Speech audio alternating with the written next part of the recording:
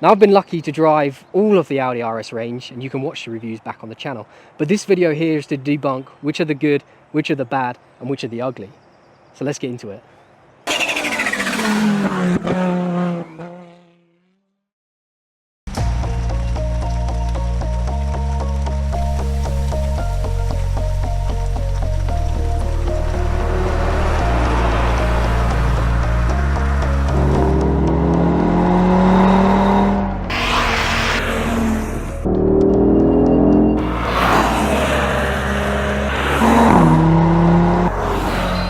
Hello to the 2022 Audi RS3, and right off the bat I want to say that I think this is the best RS3 that there has been.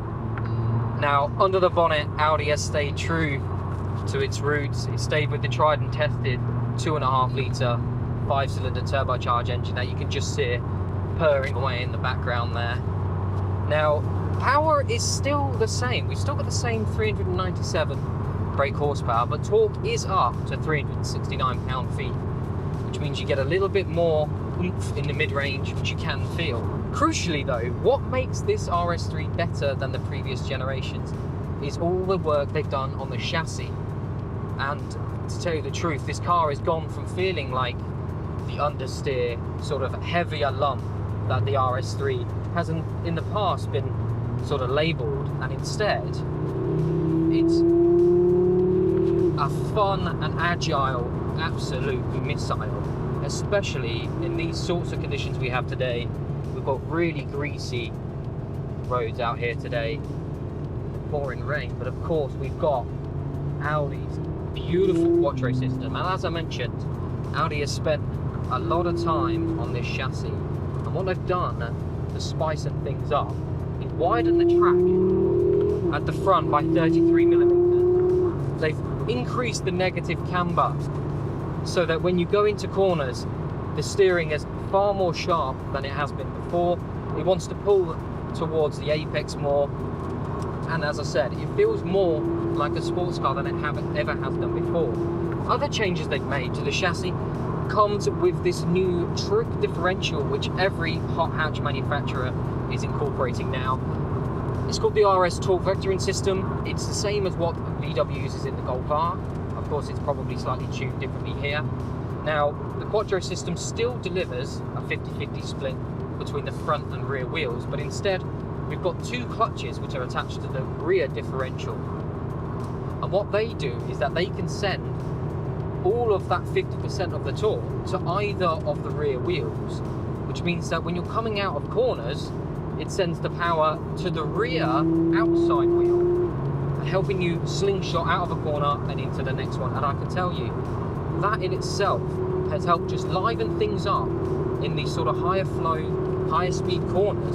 And you can really lean on that outer wheel just to help you rotate the car slightly and just get you off onto the straight, onto the next corner in a blink of an eye.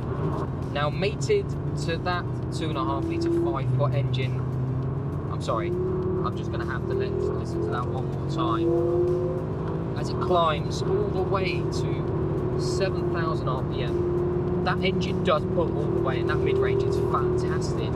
It's mated to this S-tronic 7-speed gearbox, which changes are rapid as you would expect, particularly in the performance drive mode we've got now, which just sharpens up all the responses. We've also got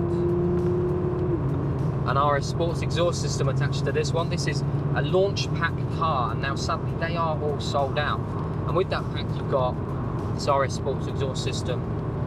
You've got a few other bits that are nice. You've got the 19-inch wheels, darkened trims here and there, and it's helped make the car look a little bit more aggressive. Now, we've got the saloon format today. I think that looks a bit more elegant than the Sportback.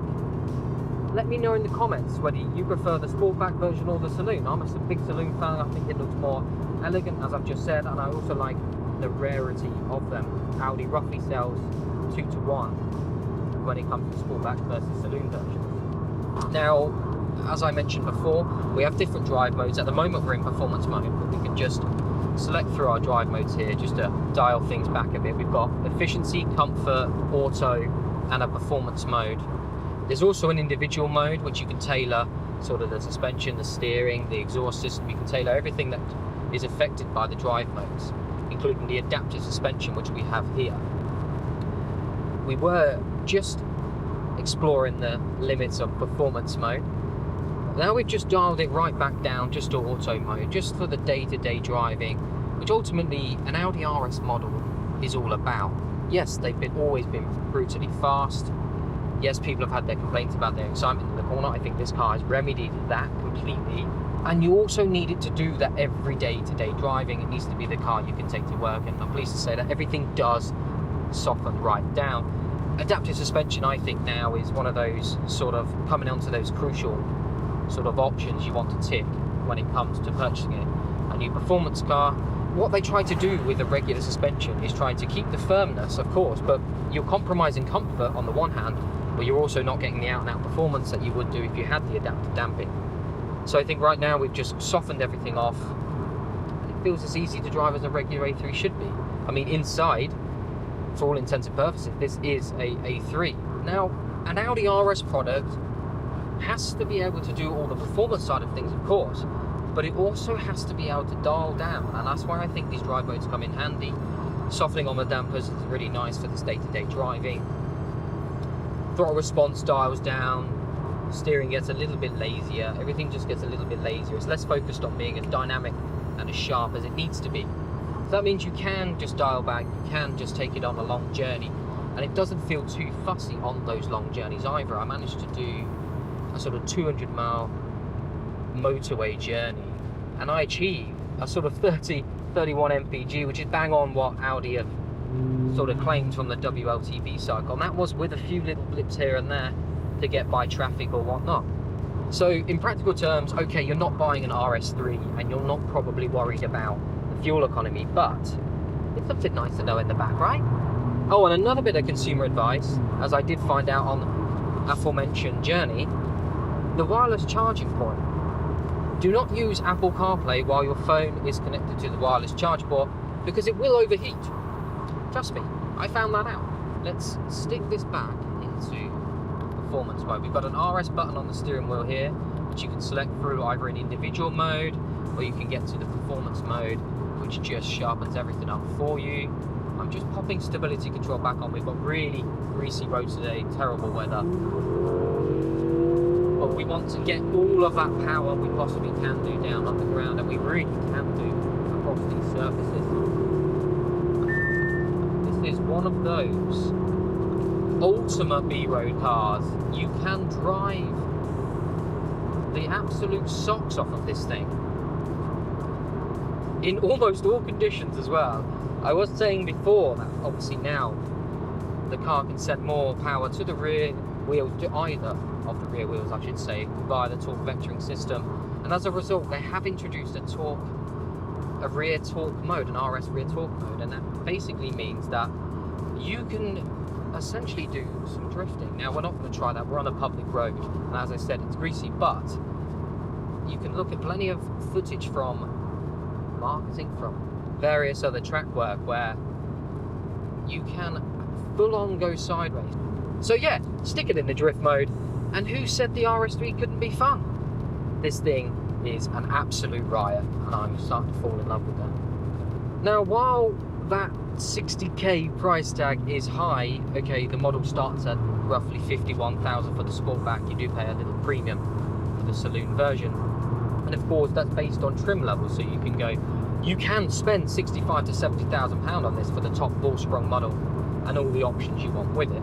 I don't know why you would. I feel like we're already questioning the price tag at 60,000. I think any higher is becoming to the point where you can start looking at rivals above, like the BMW M3, which is up now, of course, is all-wheel drive as well. So, and that's starting at just under £80,000. So if you think 70,000 versus 80, you're getting a much bigger car in the M3. Okay, in the real world, in terms of performance, I think this car could live with it. But you start to take into other options at that point, at that price point anyway. And from where I'm sat in here, unfortunately, this cabin with they're nice soft touch finishes, but it's all black. There's very limited options available to change that up. This is pretty much what you get, and it feels just like an A3, and I guess there's no bad thing, but when you're paying that sort of money, you kind of want it to make you feel a little bit more special. Of course, the Mercedes, on the other hand, the A45 AMG, we know the hot hatch is the direct rival, the hyper hatch, we should really say, in comparison to the sportback version of this. Now that car is in the 50s as well, and that gets a 4-cylinder engine, which is why I think you can start to slowly justify that 60,000 price tag with the sound of that 5-cylinder engine. It is absolutely phenomenal. The noise it makes, the performance mid-range. Now, you have to be in boost. That's one of my criticisms I've said of this engine I've driven in other models like the RS Q3 and the TT RS. Unfortunately, you get this lag underneath, sort of 2,500, 3,000 RPM. And it feels a little bit lackluster and a little bit 90s Japanese. It doesn't feel German, modern up there. It almost feels like it might need a little bit of hybrid assist, dare I say it, just to feel the torque gap underneath. I don't know what it needs, but it needs something. But it can't all be perfect, so there has to be some negatives, and that is the drawback. Okay, you get absolutely fantastic performance. I don't know if I've reeled off those figures yet, but 0 to 62 comes in at 3.8 seconds. 10 years ago, that was supercar performance. 174 mile an hour top speed. If you opt for the RS Dynamics pack, you get carbon ceramic brakes, which means you get a higher top speed of 180 mile an hour. Not that you're going to need that in the UK. I've said before, carbon ceramics are sort of one of those. You don't really need them on a public road, that's for sure. But if you're doing track work in a car that's kind of this heavy, sort of in 1,600 odd kilos, it's a lot of weight to come to a standstill repetitively on a track, which is why carbon ceramics work brilliant there. But on the road, it's an unnecessary option that I find is a little bit too expensive, considering that's a £5,000 option. Straight line speed has never been an issue with the RS3. Cornering is where it's always had its issues, and with this new chassis changes, the agility, the excitement, it's bringing a smile to my face. The engine note, the whole experience. I've fallen in love with this car, I genuinely have, and I didn't think I would say that about a Quattro product. So kudos to the engineers who have turned what was once considered a fairly mundane car, okay, with ballistic straight line performance, into one that is fun just absolutely everywhere.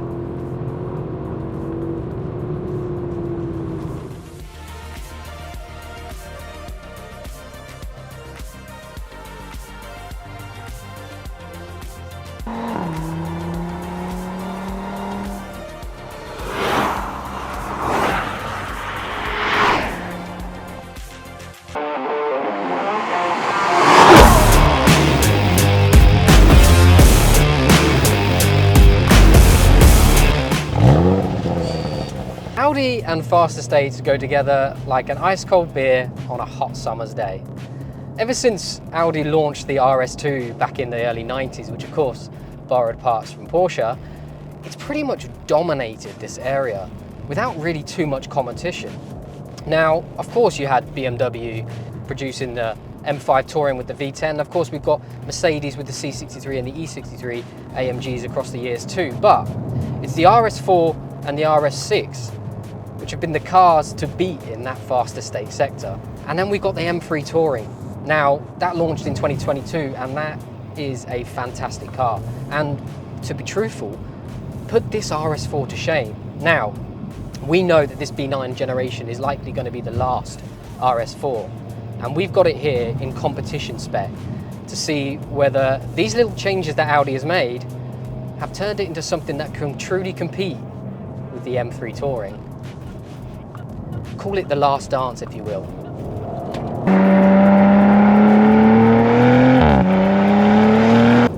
What do you get in this competition spec then? What Audi has done is, instead of giving it more power in its 2.9 litre twin turbo V6 engine, which still produces that 444 brake horsepower and around 400-ish pound-feet of torque too, instead they've focused on the chassis. They've let their hair down a bit, and they decided, you know what? Our Audis used to have a bit of character about them, so whatever happened to them, because the RS4, the regular car, doesn't feel like this one. Believe me, this is twitchy, this is agile, this is fun, this is edge of the seat stuff, which is interesting to say considering it's still obviously a Quattro, which we know have been shamed for their understeer over the years.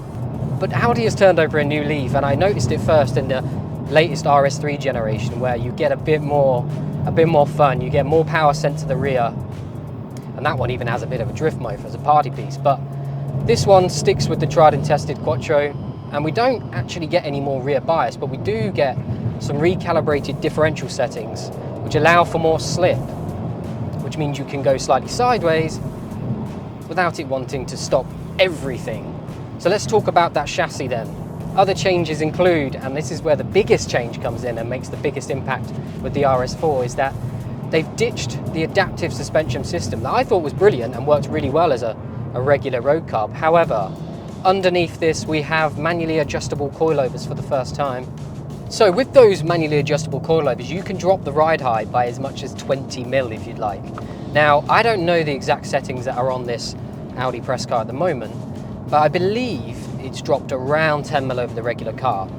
Now, that in itself just helps the car look a bit meaner, but the coilovers in mid-corner and corner entry help that front end just to bite a little bit sharper into the corner, and suddenly this 1.7 ton behemoth of an estate suddenly becomes an agile little sports car.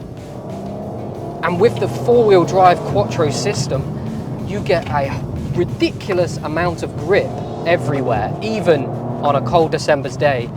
What else do we get new on the competition? Well, we get these 20-inch wheels, which I think are beautiful. They're only for the competition cars. Now, wrapped around those is a Pirelli P0 Corsa tyre, which is an ultra-high performance summer tyre. And as I negotiate some of these greasy roads in December, I'm starting to think how brilliant they would be on a hot summer's day where there's plenty of grip. And then when you get to the corners and you stomp on those brakes, my word, you wouldn't think you've got 1.7 ton beneath you. You come to a stop very quickly, and you seem to be able to push on them time and time again without fade. I'm just going to dial everything back down to auto now, and we can have a little sensible conversation. Now, price point, this is £85,000, which makes it about £14,000 more than a regular RS4. And as I say, for the money, you get the 20-inch wheels, the Pirelli P0 Corsa tyres, you get revised gearbox settings, you get a revised differential. 0 to 62 is come down from 4.1 to 3.9 seconds.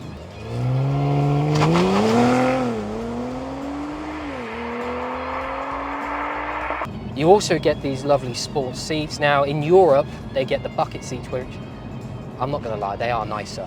And it's a shame that you can't option them in the UK. And you also finally get the RS sports exhaust system, which certainly wakes up the RS4, but it's still not the most raucous of these sixes.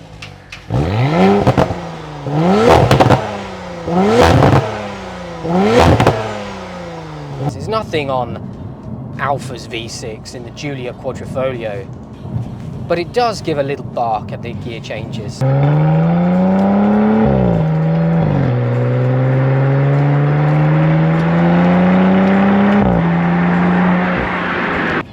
This is what the RS4 should have been from the start in 2016, though, with that B9 generation when it arrived. This is what that car should have been, and unfortunately the standard car is a little bit dull to drive. It's perfectly capable, it's very fast, but it's a bit dull, and this does fix that. There is a kicker though. Only 75 of these are coming to the UK, and all of which are sold. It looks like your only option is, if you do want an RS4 and not an RS6 or another fast estate, is to get yourself a regular RS4, get yourself some coilovers, get yourself some different wheels, get yourself a different exhaust, and suddenly you've got this car, very close to this car, in a regular RS4 trim. I don't think you can argue with that, can you?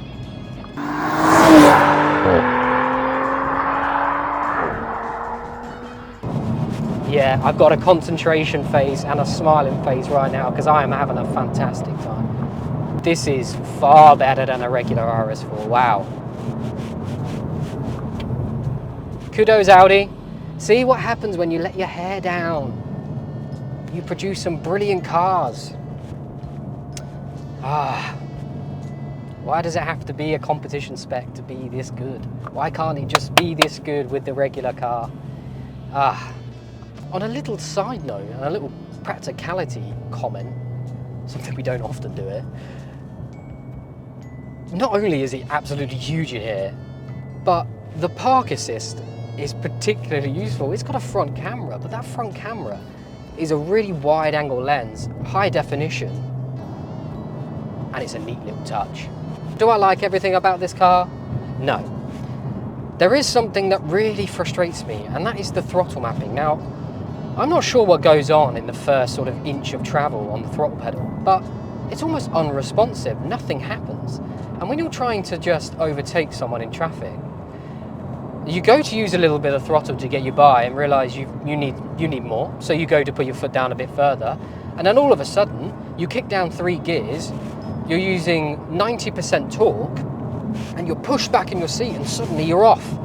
Apart from that though, everything in here is a joy to be. I mean, Audis have always been, for me, one of the nicest cabins to sit. Everything feels like it's designed around you. It's very easy to get what you want. You've got your screen in front here, which you can change and have your sat-nav and whatnot, and you're changing your songs, and you've got Apple CarPlay or Android Auto for your connectivity with your smartphone, and all the gadgets that you should have on a car, certainly that cost this much.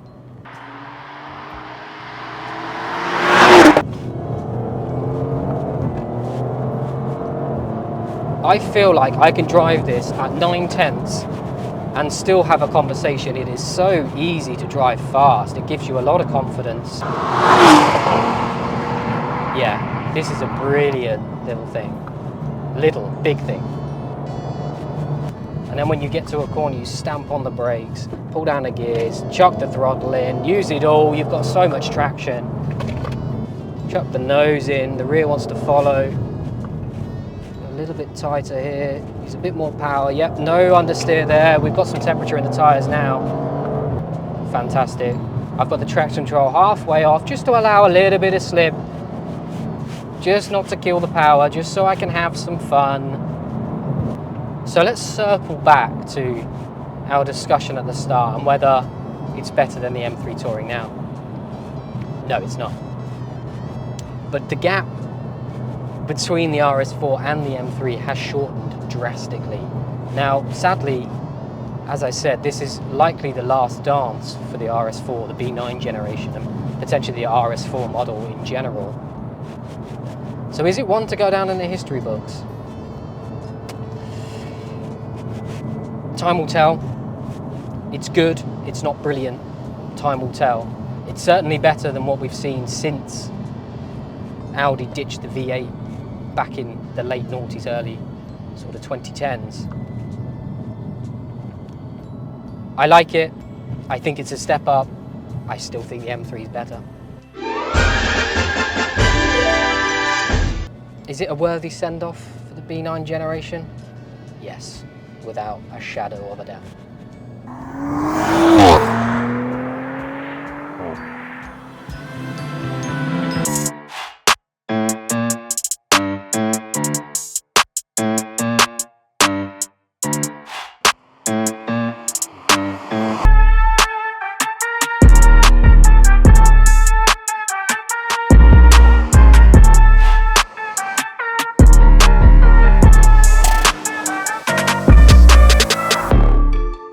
On paper, this Audi RS5 should be up there competing with the likes of the C63, the M3, M4 and the Giulia Quadrifoglio.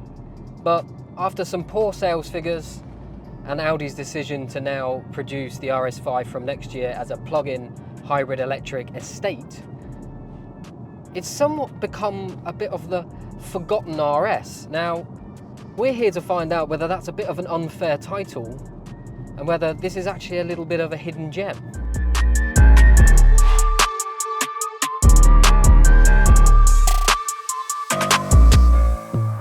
Now, let's talk some numbers. Under the bonnet, we have got the same 2.9 litre twin turbo V6 that we find in the RS4. Now, that produces a quite staggering 444 brake horsepower and 442 pound-feet of torque. Well, that's pretty darn quick. And now, if we take a look at some of the performance figures, well, 0 to 62 comes in around 3.9 seconds, and well, top speed is limited to 155 in this carbon black edition, but if you sprung for the Vorsprung edition, then you'll get the upper 174 mile an hour limit. Now, all of that power is sent to all four wheels, as you would expect with the Quattro system, and that's done via a 8-speed ZF auto gearbox. Now, I'm going to be a little bit harsh here, but exciting to drive, this is not. Unfortunately, while you've got staggering amount of straight line performance, it's a real point and go weapon. This, you just plant your foot down and away you go, pretty much drama free. The wheels, the tires have plenty of grip, the chassis is not really overworked, but in all honesty, that's where the issues arise, is with the chassis, because in a car that weighs 1,800 kilos, you really can feel it in the corners. It doesn't hide its weight well, it feels really soft on the edges.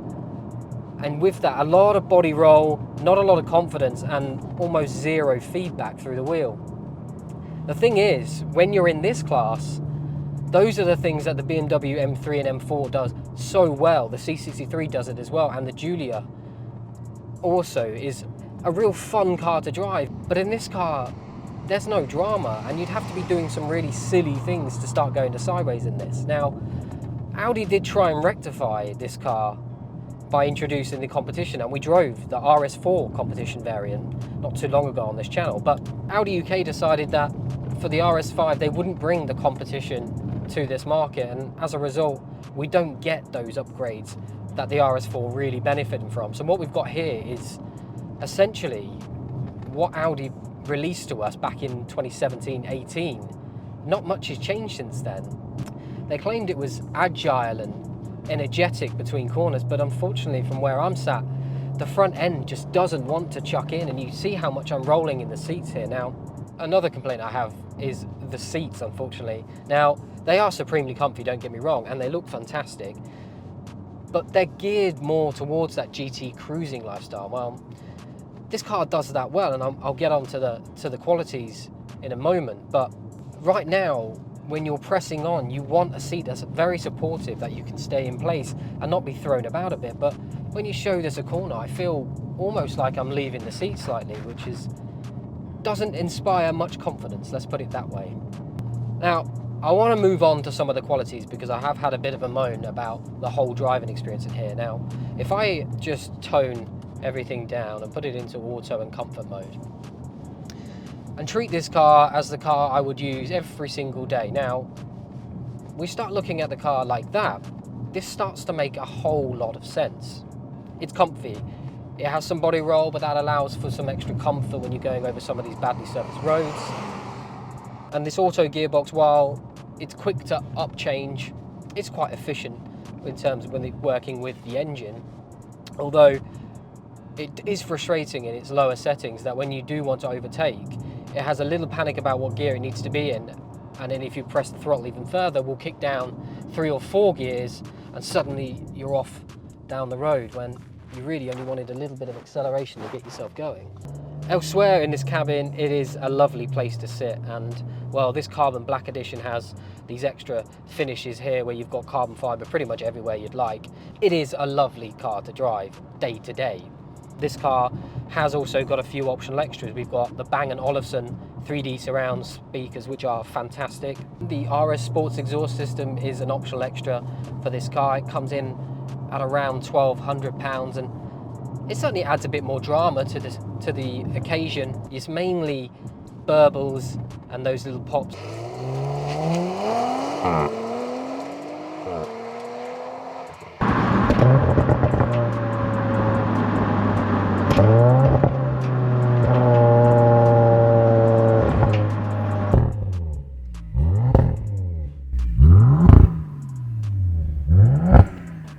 Now, in this spec, with this carbon black edition, we get the 20-inch wheels, and this is finished in a Scary blue, which is also an option extra paint.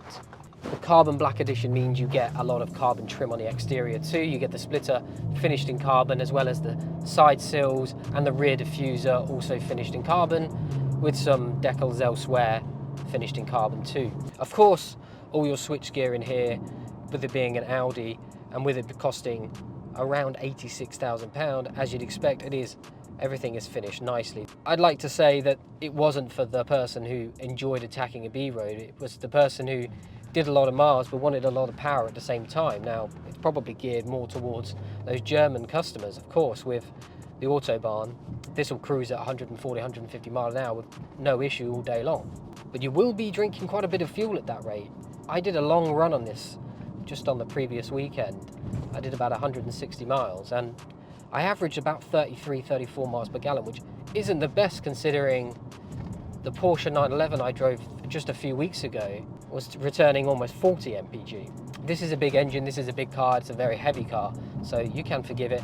On the topic of practicalities, it is worth mentioning that it is a very big car with a huge boot, plenty of space for loads of weekend bags, your shopping. It's a proper family car with proper seats at the back. Of course, this is a sportback, so you've got the 5-door option with a proper hatchback style boot. Elsewhere on this particular car, we've also got a head-up display, which of course you can't see. That's £1,000 option, and for me, I don't need it. I find myself looking at the dials more often because Audi's nailed this virtual cockpit that he likes to call, with your sat nav and everything else you could possibly need in front of you. Now, I drove the RS3 a couple of years back, and that for me is one of the best RSs that Audi has produced in recent years, and it's kind of let its hair down a bit. It's introduced that drift mode, it's got more power going to the rear wheels, and as a result, it's a far more exciting car to drive. It puts this one to shame, and for the money, that car was roughly £60,000-70,000, and given this one is 87, I would elect to just go for an RS3 saloon because you get practicality still. Okay, it's not quite as big as this and doesn't offer quite the amount of space that you get in this. For performance and fun and an engine that sounds phenomenal, okay, suffers a little bit with turbo lag, but on the whole, it is a fantastic thing to drive, the RS3. And certainly much better than this RS5, unfortunately.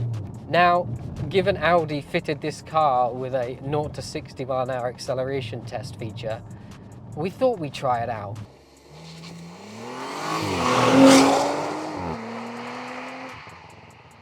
I managed a solid 3.7 seconds on what is a slightly greasy day, on warm tyres. Sadly though, when you come to the corners, again, you don't have any confidence in the brakes because you've got a really spongy pedal that's not progressive or providing consistent feel. It's frustrating because I know Audi can do far better. For a car that looks and performs as well as it does day to day, it just really lacks on the exciting level. It's a very grown-up, mature car, and if you love driving, this isn't the car for you. So on paper, it should be competing with the likes of the C63 and the Giulia, but in reality, it's not even in the same league. I'm sorry, Audi, this one's not for me.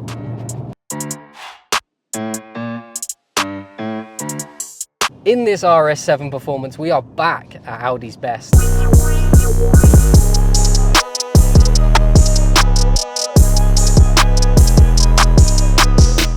Well, I'm a little bit confused because just a few weeks ago, I drove the Audi RS5, and well, that left me feeling like Audi had sort of just given up on its RS division. It showed its way, it was a little bit lackluster in the corners, and yeah, it had loads of performance, but it wasn't fun to drive at all. And it just reminded me of the old school Audi approach where we had lots of understeer and not very engaging drive. But thankfully, in this RS7 performance, we are back at Audi's best, and well, up there with the likes of the RS3 as well, which you know I praised so much in my video. This is a car that came out in 2019 in standard trim, and since then, last year, Audi decided to take the regular RS7 off sale and introduce this, the performance variant. So what is different compared to a regular RS7? Well, Not that it needed it, but we have more power from that 4-litre twin-turbo V8 engine. Instead of producing the 590 horsepower we saw back then, it's now got a whopping 621 horsepower with almost the same in torque as well. So that translates to a car with unreal performance, a real point-and-go machine. But that being said, when it comes to the corners, it's also nice and fun to drive as well.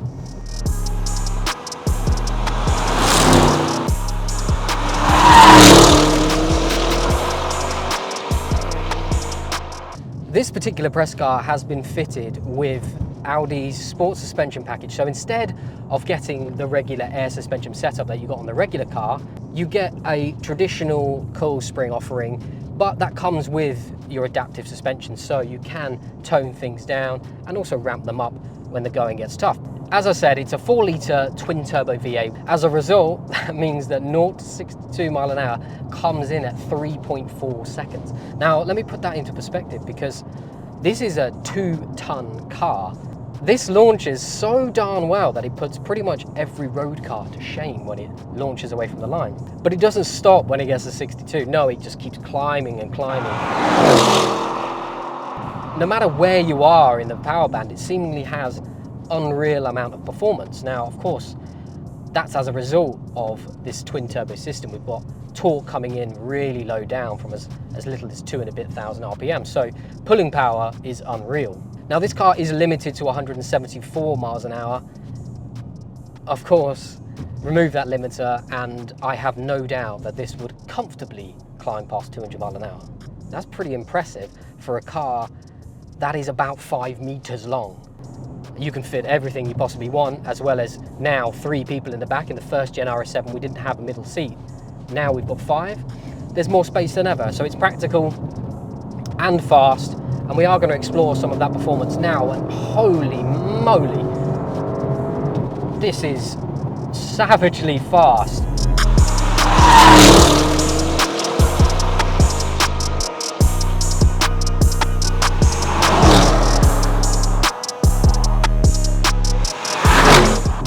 Tell you what, for a car that weighs 2 ton, this does a ridiculous job at hiding its weight and its size when you're really pressing on. Now, there is one kicker. This is a very expensive car. In fact, this on the road, this particular press car with its options, is £137,000. Now, the base RS7 performance, which is the only one you can buy now in 2024, you can't buy a regular RS7, that starts at 115. This car, which is the carbon black trim, which you get various carbon fiber pieces, as I've mentioned, that starts at about 124. And with this car, we've got about 10 or so thousand pound worth of extras in the £9,000 carbon ceramic brakes, and of course that dynamic plus package I just spoke about. As I'm going to bring it back to the suspension now, because you might see me just floating over these bumps, and this is why I have it in its softest setting, because I can just glide over there. In its firmest setting, what it does is make the car a little bit too stiff for these roads. Now, on a track, that would be perfect because you do eliminate slightly more body roll, but on the road, the body roll is welcomed here because you can just lean on those tyres and find that extra grip. And this car in particular, not part of the performance package, you don't get them as standard carbon ceramics. They are an option. Now, at the time of filming, they are unfortunately not available to order on the RS7 anymore, which is a real shame, because the carbon ceramics are one of the real plus points of this car as well, because at near 2 ton, you think about the speeds that this car is able to pick up in a short amount of space, you're stamping on those brakes quite often. You're generating a lot of heat, so having those carbon ceramics just to dissipate some of the heat and control some of the fade is phenomenal. And right now we've got a little chicane, so we're going to have a little switch one way, settle the car, drop it down, settle the car again, and get on the power really early because we've got so much grip on offer. Of course, we've got 4-wheel drive and we've got some of that performance being chucked to the rear. So I said, we've got some playfulness in the rear. And I tell you what, on this road here, it feels just as much like a hot hatch. And that is surprising given its sheer size and weight. It really does put a smile on your face, and you hear that V8 engine snarling in front of you.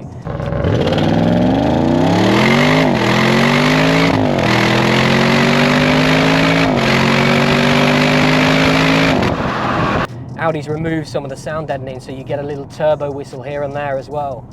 And it's a real fun thing to drive.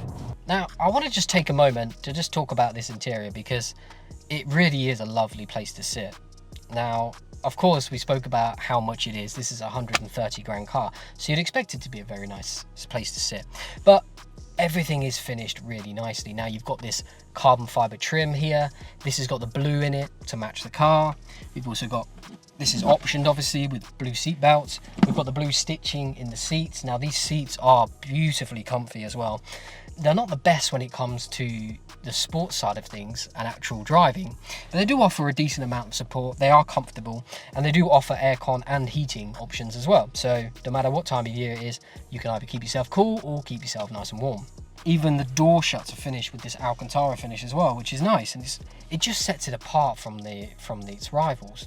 It's certainly a nicer place to sit than an M5, I'll tell you that much. I'll tell you what I do want to talk about though, that is a problem for me, and I don't know whether it's this specific car, whether it's Audi's pre-sense safety systems in general, but I'm having to fight the steering wheel on back roads to keep it in lane because it's getting confused whereabouts on the road it wants to be, and as a result it's trying to drag me left. Now that's a bit of a problem, well not a bit, it's a big problem when it comes to pressing on, but the issue really comes in when you've got cars parked or pulled up on the side of the road, because it notices the car is in front and therefore is trying to warn you and grab the braking or grab the steering. But when you want to try and overtake, it's still trying to keep you in the lane. So at times I've had this pulling towards parked traffic and I'm trying to fight against it, which is so frustrating. Okay, I've got to do this one more time because it's so thrilling to do so. At every opportunity you get, you want to stamp on the throttle because it is monstrously quick, but that soundtrack, the gurgling V8 in the background, snarling away, it's phenomenal performance that just chucks you in the back of your seat and you're doing silly speeds. But because we've got this adaptive suspension, we've softened it off, which means we can glide over these bumps with no issue. If we're in the firmest setting, we'd be hopping all over the place and I'll be lacking a little bit of confidence. But because we've softened it off slightly, we can lean on the tyres, find that extra grip and just find the comfort and the confidence to do so. As I said, the RS7 Performance also comes with this Alcantara steering wheel. Now, I love an Alcantara steering wheel. I just feel like it offers a bit more grip. This one seems to be perfectly sized as well. And the stitching is on the sides rather than on top, which I think is nice and smart. It doesn't feel aftermarket, it feels part and parcel of it. And of course, with those carbon ceramics, we can just stamp on the brakes. And we can settle the car before we get into a corner, and get on the throttle early, and just feel the back end start to twitch out as we correct it with steering. Come into a little chicane section, knock it down, get on the power really early, and just feel it through. Wow, it is phenomenally fast. I think this might be the best RS that Audi sells. Now, that's quite a big statement, and that's coming during the year that Audi has stopped selling the R8. Yes, the last R8 rolled off the production line just a few weeks ago. And to be truthful, I think this car is faster in the real world, and that's because of the turbos and the torque coming in really low. Now, of course, we've got a ridiculous amount of power anyway, but when we talk about the R8 and with its V10 engine, all of that power is at the top end, so you have to work for it. And okay, it sounds phenomenal, and it is a supercar, let's be honest. Across any road, this is just a fly. It's a ballistic missile. It never wants to slow down. It just takes everything in its stride. Yeah, it's quickly becoming, in fact, I think it might be my favorite RS. Kudos Audi. It turns out you still can build a fantastic car, despite the RS5 not living up to my expectations, sadly. Can we just get some consistency in the RS range going forward, please?